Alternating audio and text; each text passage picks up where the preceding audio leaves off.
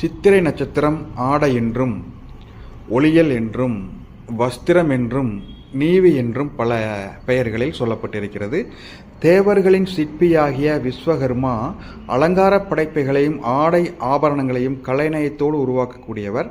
இவர் இந்த நட்சத்திரத்தின், சித்திரை நட்சத்திரத்தின் தெய்வமாக வருவார். கலைநயமிக்க அலங்கார ஆடைகளுக்கு விஸ்வகர்மாவே ஒரு கர்த்தாவாக இருப்பதால் சித்திரை நட்சத்திரம் வஸ்திரம் என்றும் ஆடை என்றும் கூட சொல்லப்படுகிறது.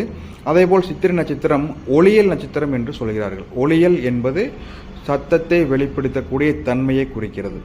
அதாவது நம்முடைய சிந்தனையின் மூலம் உருவாக்கக்கூடிய எண்ணங்களை தெளிவான ஒரு நுணுக்கத்தோடு பேச்சின் மூலம் வெளிப்படுத்தும் தன்மை, இதுதான் ஒளியல் என்ற பெயரில் வருகிறது.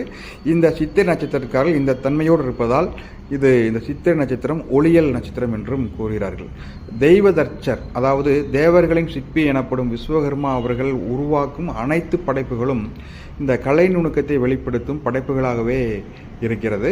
இந்த வெளிப்படுத்தும் என்றாலே, அந்த வெளிப்படுத்துதல் தன்மை என்றாலே அது ஒளியல் என்ற பெயருக்கு பொருந்துகிறது. இதன் அர்த்தம் என்னவெனில், சித்திரை நட்சத்திரம் என்பது ஒன்றை உருவாக்குதலையும் அதை தெளிவாக வெளிப்படுத்துதலையும் சிம்பாலிக்காக குறிக்கிறது. அதேபோல் இந்த சித்திரை நட்சத்திரம் நீவி என்றும் சொல்லப்படுகிறது. நீவி என்றால் ஆடைகளை நெய்தல், பின் அலங்காரத்துடன் அதை அணிவித்தல் என்ற அர்த்தத்துடன் பழைய நூல்களில், பாடல்களில் நீவி என்ற சொல் பயன்படுத்தப்பட்டிருக்கிறது. அதேபோல் இந்த சித்திரை நட்சத்திரம் ரூபம் என்றும், தச்சர் நட்சத்திரம் என்றும், அலங்காரி என்றும் கூட சொல்லப்பட்டுள்ளது. இது ரூபம் என்றாலே அழகு, வடிவம் என்று பொருள். தச்சர் நட்சத்திரம் என்றால் தச்சரும் கலை நுணுக்கத்தை மர வேலைப்பாடாகவோ ஆபரணங்களோ கொண்டு வரக்கூடியவர். அலங்காரி என்பதும் அலங்காரம் செய்யக்கூடிய ஒரு நட்சத்திரம்.